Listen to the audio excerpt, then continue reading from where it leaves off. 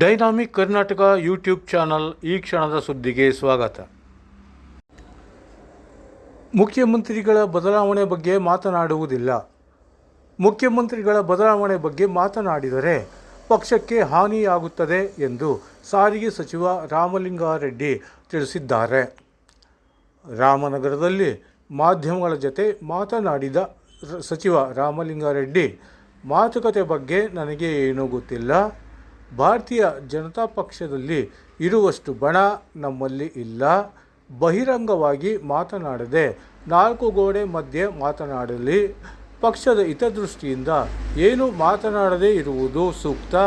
High command ಎಲ್ಲವನ್ನೂ ಗಮನಿಸುತ್ತಿದೆ ಎಂದು ಅವರು ತಿಳಿಸಿದ್ದಾರೆ.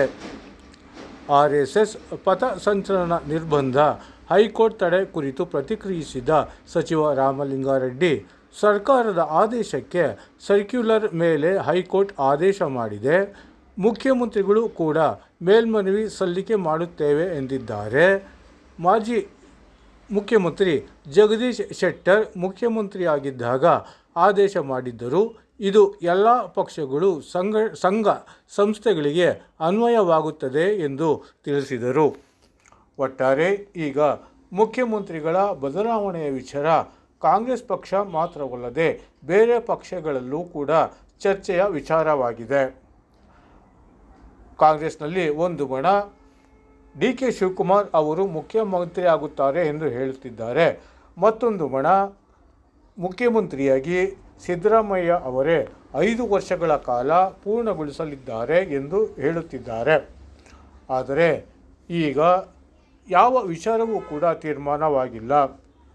ಈ ವರ್ಷದ ಅಂತ್ಯದಲ್ಲಿ ಅಥವಾ ನವೆಂಬರ್ ಅಂತ್ಯದಲ್ಲಿ ಮುಖ್ಯಮಂತ್ರಿಗಳ ಬದಲಾವಣೆ ಬಗ್ಗೆ ಸೂಕ್ತ ತೀರ್ಮಾನವನ್ನು ಹೈಕಮಾಂಡ್ ತೆಗೆದುಕೊಳ್ಳಲಿದೆ ಎಂದು ಕೆಲವರು ಹೇಳುತ್ತಾರಾದರೂ ಆದರೂ ಕೂಡ ಇದು ಖಚಿತವಾಗಿಲ್ಲ. ಯಾವಾಗ ಯಾವ ಕಾಲಕ್ಕೆ ಏನು ಆಗುತ್ತದೆ ಎನ್ನುವುದು ಕೂಡ ಕಾಂಗ್ರೆಸ್ ಪಕ್ಷದವರಿಗೆ ಕೂಡ ಹೇಳಲು ಸಾಧ್ಯವಾಗುತ್ತಿಲ್ಲ. ಒಟ್ಟಾರೆ ಮುಖ್ಯಮಂತ್ರಿ ಸಿದ್ದರಾಮಯ್ಯ ಅವರ ಬದಲಾವಣೆಗೆ DK ಶಿವಕುಮಾರ್ ಬಣದವರು ಮಾತ್ರ ಎಡಬಿಡದೆ ಶ್ರಮಿಸುತ್ತಿದ್ದಾರೆ. ಮುಖ್ಯಮಂತ್ರಿಯಾಗಿ DK ಶಿವಕುಮಾರ್ ಅವರು ಆಯ್ಕೆಯಾಗುತ್ತಾರೆ ಎನ್ನುವ ವಿಶ್ವಾಸದಲ್ಲಿದ್ದಾರೆ. ಅಲ್ಲದೆ ಇತ್ತ ಸಚಿವ ರಾಮಲಿಂಗಾರೆಡ್ಡಿ ಅವರು ಮುಖ್ಯಮಂತ್ರಿಗಳ ವಿಚಾರ ಹಾಗೂ ಮುಖ್ಯಮಂತ್ರಿಗಳ ಬದಲಾವಣೆಯ ವಿಚಾರ ಮಾತನಾಡಿದರೆ ಕಾಂಗ್ರೆಸ್ ಪಕ್ಷಕ್ಕೆ ಡ್ಯಾಮೇಜ್ ಆಗುತ್ತದೆ ಎಂದು ಹೇಳಿದ್ದಾರೆ. ಆದರೆ ಈಗ ನಿಜವಾಗಿ ಹೇಳಬೇಕಾದರೆ ಕಾಂಗ್ರೆಸ್ ಪಕ್ಷ ಮುಖ್ಯಮಂತ್ರಿ ಸಿದ್ದರಾಮಯ್ಯ ಅವರ ಮೇಲೆ ನಿಂತಿದೆ.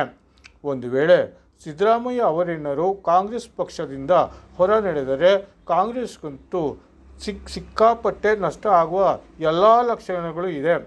ಹಾಗಾಗಿ ಹೈಕಮಾಂಡ್ ಇನ್ನು ಮುಂದೆ ಯಾವ ನಿರ್ಧಾರ ತೆಗೆದುಕೊಳ್ಳುತ್ತದೋ ಏನೋ ಗೊತ್ತಾಗುತ್ತಿಲ್ಲ. ಒಟ್ಟಾರೆ ಈಗ ಮುಖ್ಯಮಂತ್ರಿ ವಿಚಾರದ ಬಗ್ಗೆ ಎಲ್ಲೆಲ್ಲೂ ಚರ್ಚೆ ಆಗುತ್ತಿದೆ. ಮುಖ್ಯಮಂತ್ರಿಯಾಗಿ ಸಿದ್ದರಾಮಯ್ಯ ಅವರು ಮುಂದುವರಿಯಲಿದ್ದಾರೋ ಅಥವಾ ಮುಖ್ಯಮಂತ್ರಿಯಾಗಿ DK ಶಿವಕುಮಾರ್ ಅವರು ಪದಗ್ರಹಣ ಮಾಡಲಿದ್ದಾರೋ ಎನ್ನುವ ಕುತೂಹಲ ಎಲ್ಲರಲ್ಲೂ ಮೂಡಿದೆ.